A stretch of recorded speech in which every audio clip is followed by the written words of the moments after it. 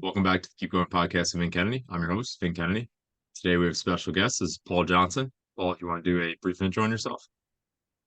Yeah. Hey, how's it going? Paul Johnson. So about 5.5 years in the Navy now, service warfare officer.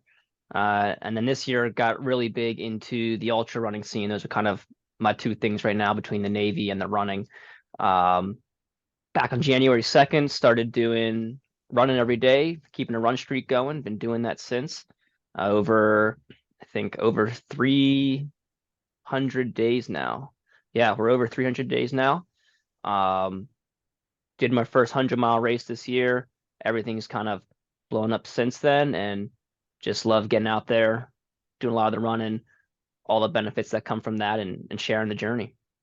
Yeah, absolutely. So I saw you at the Loopy Looper, which was my first 100 as well. I know that was not your first 100, but you did the 24-hour version. It Um, was it was and my second. it was just crazy. But I have to be honest, like, obviously we go into these events and like I always like to look at it as like there's always somebody bigger, faster, and stronger.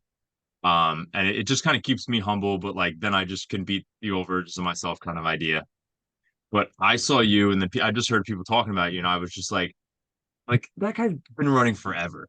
And then I come to find out that we probably started around the same month, and I'm like, and now it's like switch where it's just like, well, look at what you have made possible for me. So I appreciate the inspiration right off the bat. Yeah, that's I've never really kind of heard it put that way, so I appreciate the compliment there. Absolutely.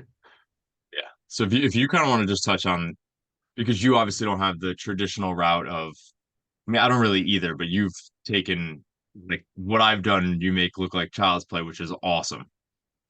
So I went from 38 miles in the Grand Canyon to my first 100 in like a year of running. And to my friends, like that was like unheard of. And if you want to kind of give your trajectory, Yeah, I mean, I did. So when I was younger, I did soccer for a very long time. I played midfield, so I was always the one running up and down the field. You give me a 5-second water break, and I'm good to go back out. Compared to most of my teammates who, as you would expect, you're running a long time, you get tired, and you got to take a break. So I've always noticed that I'm able to run a little bit longer than most people probably would be able to. And then I didn't really do much with running. I did track in middle school. My parents made me do it. I hated it. Just did it because I had to. And then I think probably eighth grade or so, I finally stopped. Um, and then I got into triathlon a little bit when I went to college. I've done every distance from sprint Olympic to half and full Ironmans. Once I had finished that up, I was kind of like, all right, cool, I've done them. Like, not much else to do here. Um, that was like my junior year of college. And then, as I said, I'm in the Navy now, so I was going through the Reserve Officer Training Corps program, where you go and you get your college degree at a normal college, in my case, Penn State, and working on the Navy aspect of it and the training there as well. So once I graduated, I commissioned into the Navy, and my first duty station was overseas in Rota, Spain for 3 years on a ship. So going overseas, I was like, all right, I'll sell my bike. I regret that because I didn't realize how beautiful southern Spain was. Perfect riding. Um, and then the whole time there, I was absolutely swamped with work, pretty busy all the time, always underway with the ship. Didn't really do a whole lot of running, maybe one or two runs here or there. A lot of treadmill walking on the ship. There's not a lot of space, not a lot of places you can really run on those things. Um, did those 3 years. Next 2 years I spent in San Diego. Again, didn't really do much with the running until my final year in San Diego. Oh man, I guess that was 2020, yeah, summer of 2022.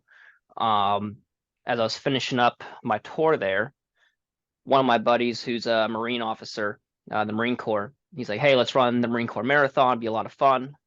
And my thought kind of was, oh wow, yeah, let's do it. I've run a marathon before, no biggie. Let's do it. But his goal was to run a sub 3 hour marathon.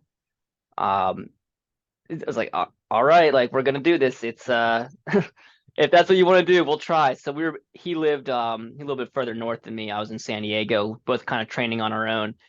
And we went out to did that for 5 months, went out to Marine Corps, both got that sub 3 hour. I took like a month off because it turns out I had a stress fracture in my, I guess it was my left leg, that I got like a week before the race. So I had to take like a month off after that.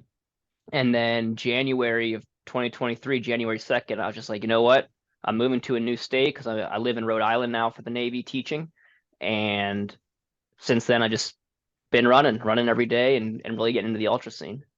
That's awesome. So it sounds like your first marathon before the Marine Corps one, obviously, was in probably a full Ironman. Um, no, I did my first marathon was I think 2017. I did the Philadelphia Marathon. Okay. That was yeah, because that was when I did the full Ironman. I had already run a marathon before that point. I think the full I did in the oh, they might have been at the same year. I think my first no, I've got years wrong. I definitely did Philadelphia before I did the full Ironman Mhm. because I was like, okay, I run a marathon before I know what that feels like.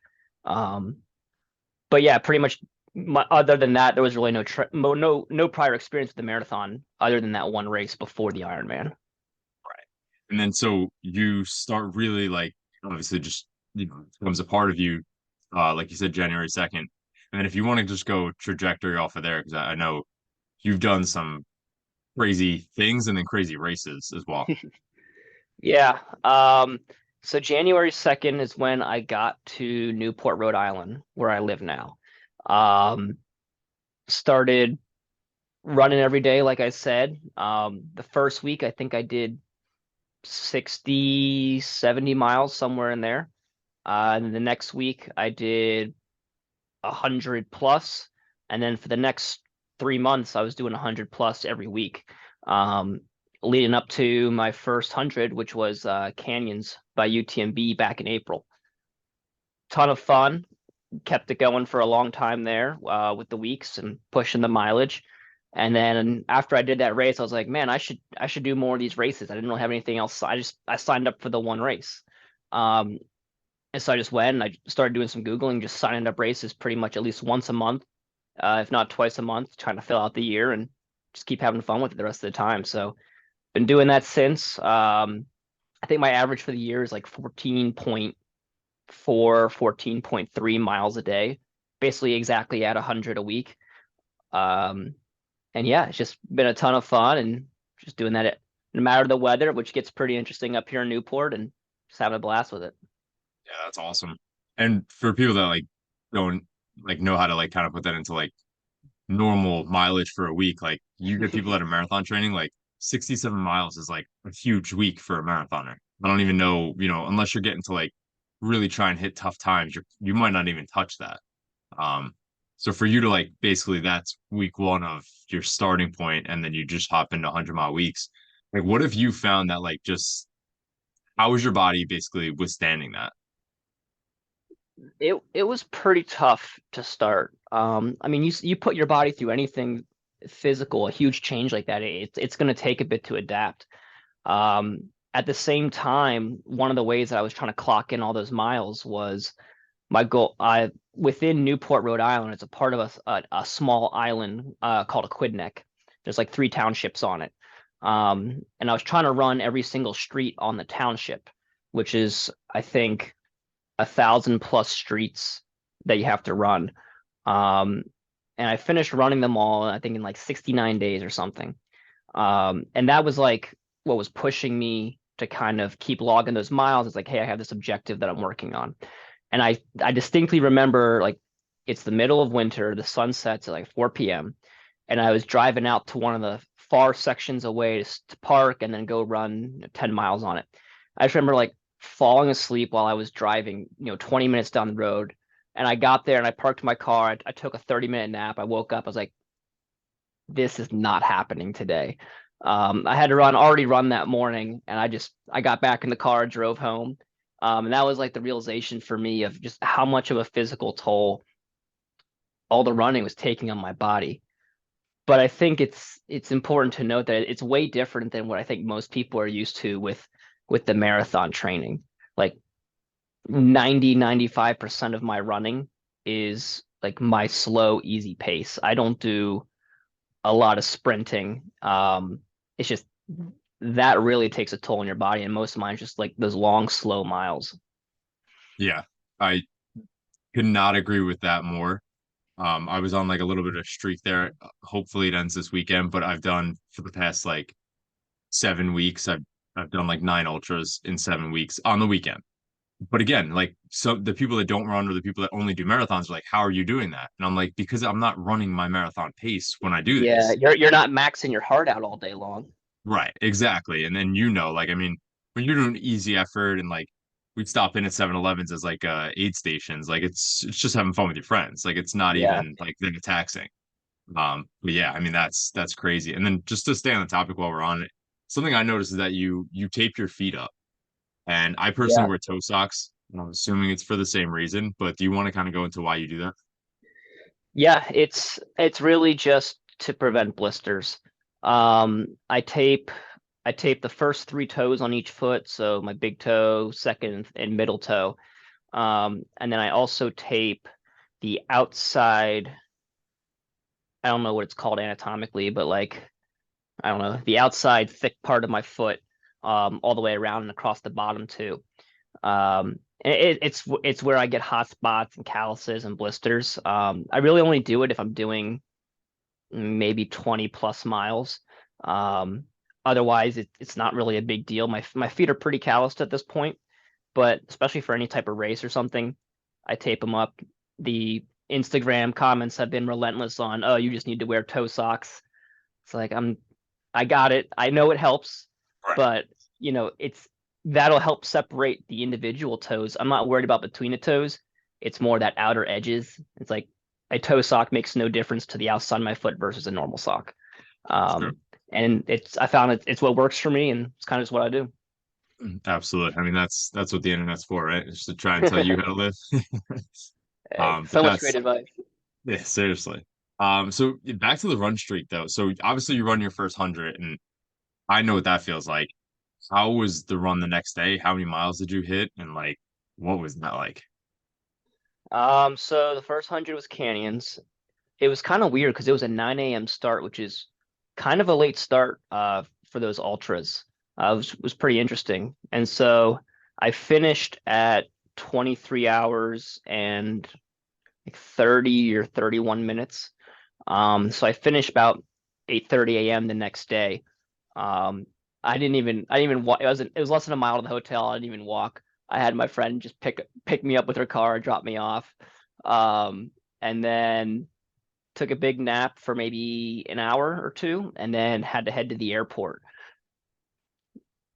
Slept great on that red eye flight home, and then the next day, I think I did 3 miles.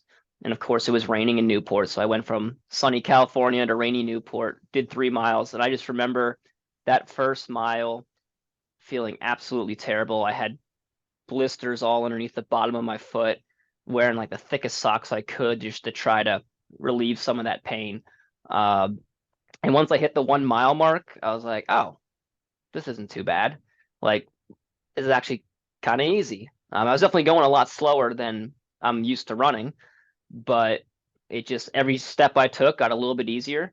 And then still that just kept running each day, finished out another 100-mile week and paced a marathon like the next weekend. So it was kind of a shock to the system, but once I just pushed through it a little bit, felt perfectly fine. Yeah, I mean, the body is so resilient and it's wild. Unless you're actually injured, like it just adapts. Like, and especially, Yeah. I mean, you're definitely someone that gives it no choice. So yeah, it's wild. So obviously you run in the rain, you run in the cold, and then I saw that you get up. I think it's on Wednesdays you do a track day and you're up at like 3 a.m.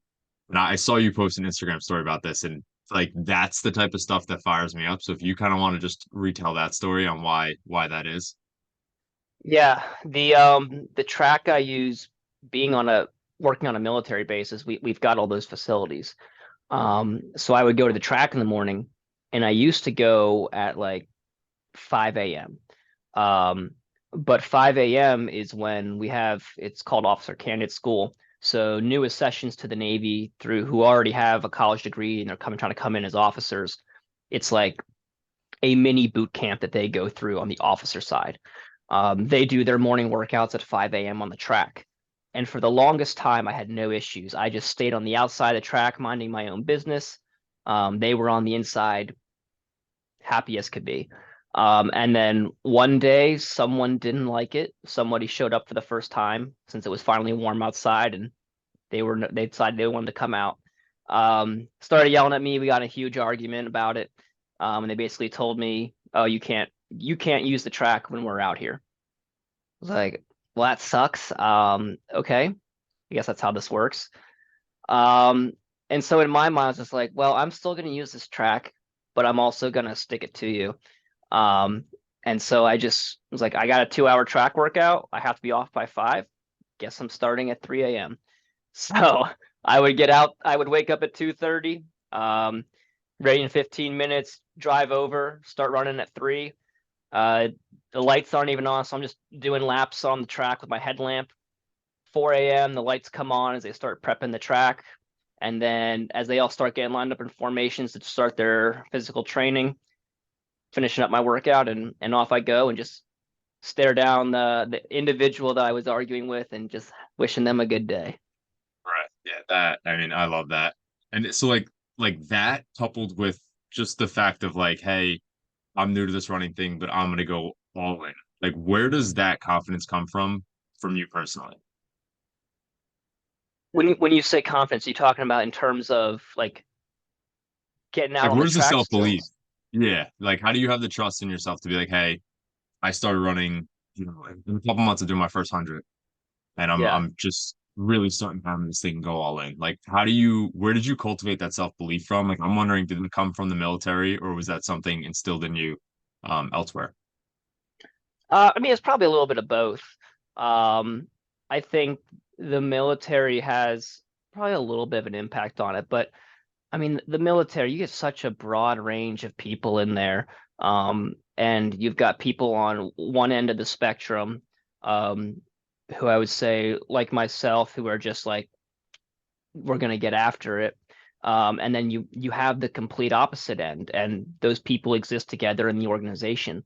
And you're not going to change that all the time. So I think the military, helps to kind of instill some of that um, mentality and belief a little bit, but I think it's also just who I am as a person. Um, it's like when I start doing something, I'm all in. Like I'm gonna do it. I'm gonna see where we can go with it. Almost, I guess you could say I get addicted to something new, and I just want to see what I can do with it. Um, I mean, the same, absolutely the same. So I love to hear it. And then if you kind of want to get into some of these races, like I know you did UTMB, if you kind of want to like give a breakdown of what that is and what that your experience through. Yeah, UTMB is Ultra Trail du Mont Blanc. My French is terrible, but that's the name. It's basically Mont Blanc is the mountain that sits on the border of France and Italy in the Alps. And it's like where France, Italy, and Switzerland from the north all meet together. It's a really cool race. It starts in Chamonix, France. It's they say it's 100 miles. They said the race course was actually 106. Our watches said 109. Just want to throw that out there. It was like, when's this thing gonna end? But yeah, it's a 100-mile race through all 3 countries. So you start in France and you just circumnavigate the mountain range there, Mont Blanc. So you go France, Italy, up to Switzerland, back down into France. 33,000 feet of vertical gain along the way. It's an awesome course, super beautiful, well organized, good group of people out there, just a ton of fun to do. Yeah, that's incredible. And how did you get in personally? So I joke that I got in by mistake.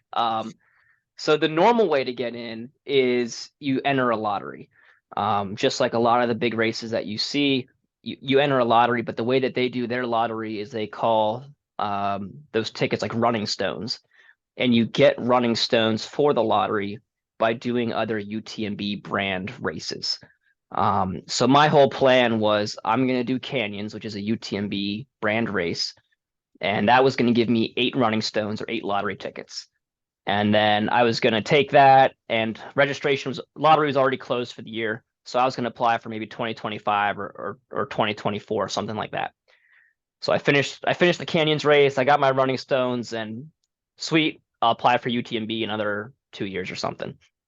I got an email like a month after the race that said, "Congratulations, based off your age group finish, you've got direct entry into UTMB for 2023 and 2024." Um, and so, as it turns out, you can get direct entry based off of your age group performance in what they call their, I don't know if it's the World Series brand, but basically the Americas, Europe, and Asia, 3 races all have like a championship for those continents. Um, that depending on how well you do can get you that entry into UTMB.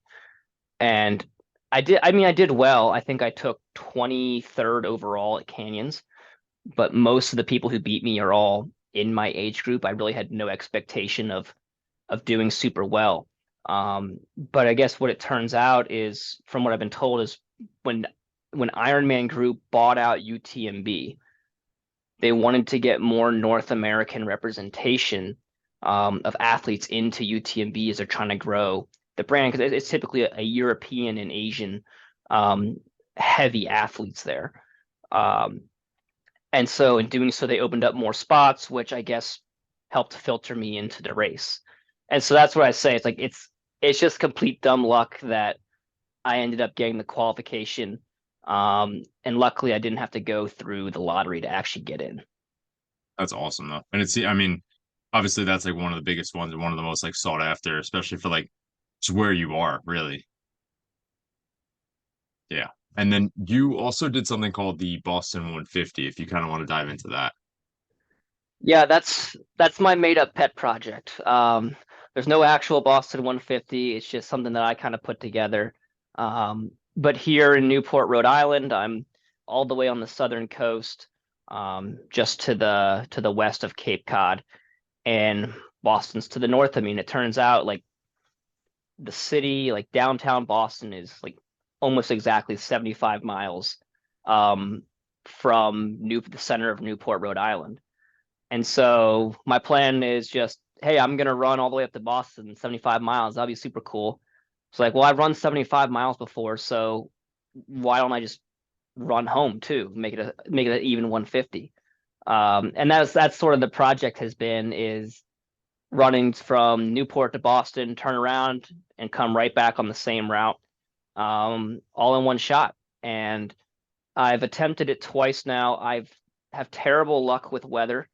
First one was about 93 degrees and 60% humidity. I only made it 50 miles and I ended up with heat exhaustion. And then most recent attempt, um, it was actually really nice weather. And then like 2 hours in, it started raining, and like heavy winds. It didn't stop until 12, 13 hours later, after I'd gotten to Boston and turned around. Went great. Had really awesome support with it. Made it about 130 miles, and then couldn't figure out why, but for some reason my right quad just stopped working. We tried to loosen it up for about an hour and a half. Couldn't get it moving. Basically, at the point where I was, had to put my hand on my leg and physically move my right leg with my hand in order to just to walk. And at that point, we're just like, we're gonna call it here. So there will be a third attempt on it, but those were the first two. They say third time's a charm. We're getting closer each time. That's awesome. And that, so 150 will be your furthest distance PR, correct? Um, unless I break 150 before then, but yes. One so far 130 is the farthest I've gone in like one run. Awesome. And then do you have, obviously the Boston 150, but do you have anything else that you're really eyeing up? Yeah, so in all actuality, the Boston run is to me it's just a training run. And the significance of the Boston is that it is 75 miles. Um, and 75 miles is what I'm working towards because March of 2024, I'm going to attempt a transcon. So LA to New York City across the country, 3,000 miles. There's a couple goals with it, but one of those is we're going to try to break the current world record by doing 75 miles a day. So 75 miles a day, 40 days. Current records at I think 42 days, 6 hours and 30 minutes. And so we're going to try to break it by see if we can break it by 2 days. But that 75 a day, the Boston was really just to kind of feel out, okay, how does my body feel? We're 5 months out from the race or from the transcon. How does my body feel after 75 miles? And it was awesome. And it was a great test because I spent 12 hours in the rain. We're going to have days like that. And quite honestly, I felt okay in Boston. So while I didn't really achieve the full 150, it was a great metric and a lot of points learned as I'm starting to prepare and build up for that transcon. Yeah, that's awesome. And I don't know if you could tell, but I have the biggest like grin on because this is all I could think about. Me and a buddy are actually going to do the same thing in 2025. I haven't heard of two people doing it together. And I just No, like, that's awesome. and I don't want to break any records. I want to do 50 miles a day and just experience it. Like, I just want to be out Oh there and yeah. hit it. I mean, And the yeah, record aside, just being able to get out and do it is an incredible experience. And I think that's what's the most exciting part about it is just getting to do it.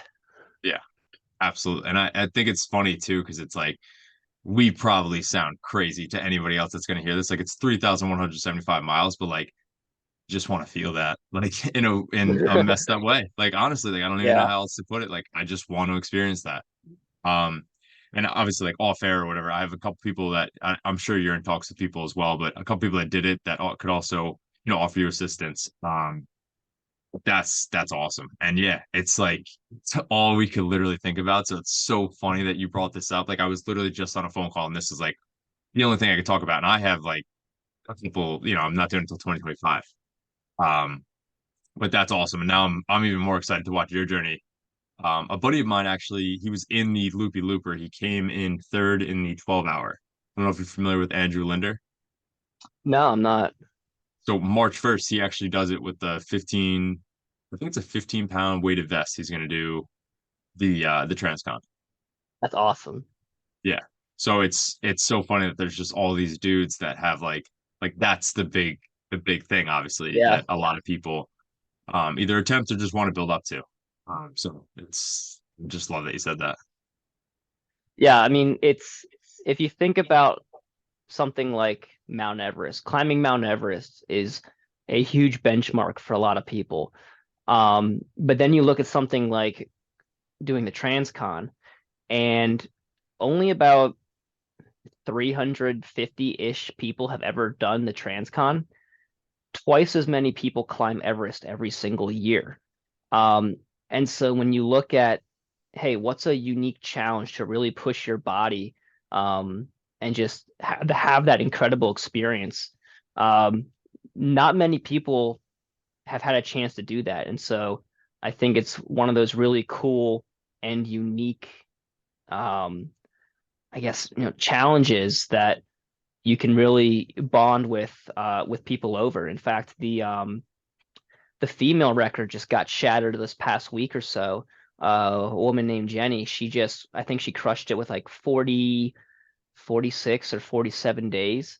So it's interesting because it seems to be becoming a little bit more and more popular in the last couple of years, which is awesome.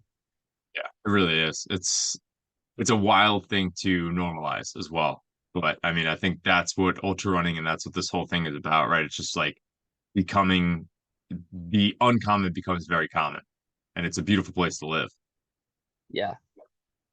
And yeah, and so like, what are some lessons that you've taken away from like your running journey, personally? You just gotta you just gotta start and you've gotta go.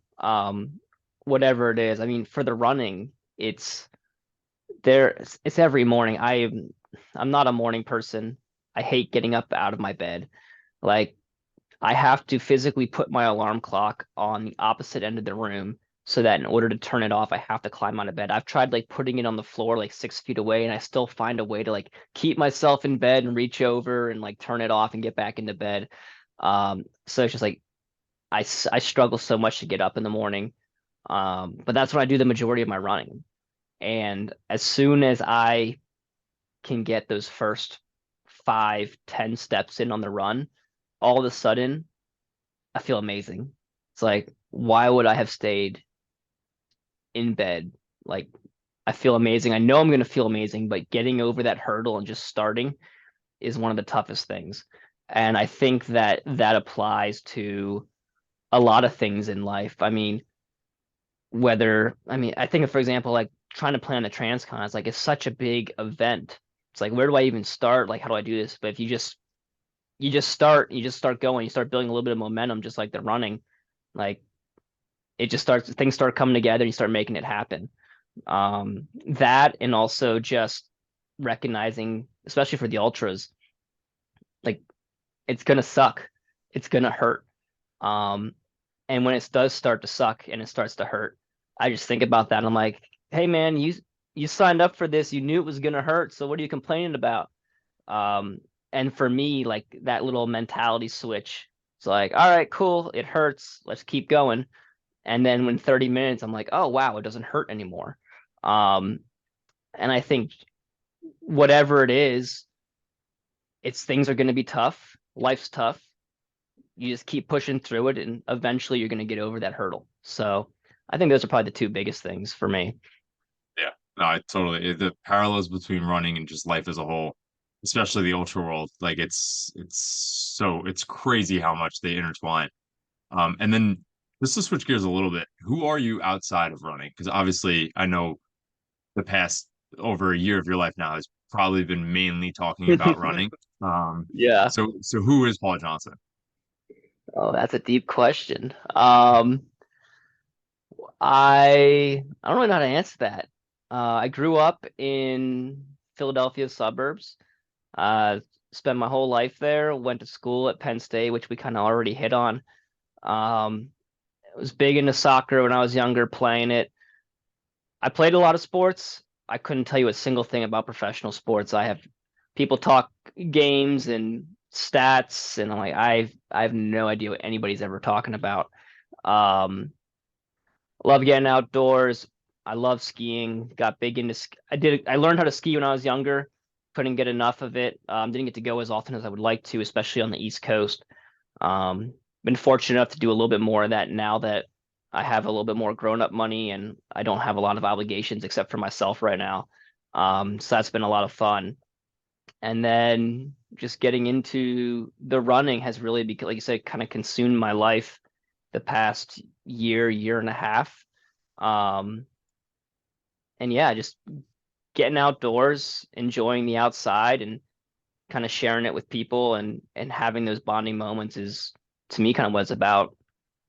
Yeah, absolutely. And I think too, like even like I'm when people ask me the same thing, like it's hard not to talk about running, but it's like Yeah. it's it's a healthy obsession. I like to think it's a healthy obsession. Like I'm not hurting anybody. It's making me happy. Like Hmm. you said, I'm in the same boat. I'm 28 years old with like the only thing I got to do is worry about myself, like realistically. So I mean, why not? This is the time to do something like the Transcon and be a little selfish with your time because we're never getting this back. Yeah, for sure. And the last question I ask everybody is what keeps you going? Like when you're deep in a run or just in life and things get tough, like you have a mantra you say to yourself, or do you have something you like kind of lean on?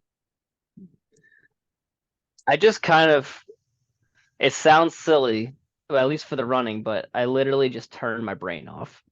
Um, I call it my mashed potato. I love potatoes. I should have said that for who's Paul Johnson. I love potatoes. That's me. Um, no, but I call it my mashed potato brain is like when I'm running and especially in the long runs, you're there by yourself. It sucks. There's nothing else really going on.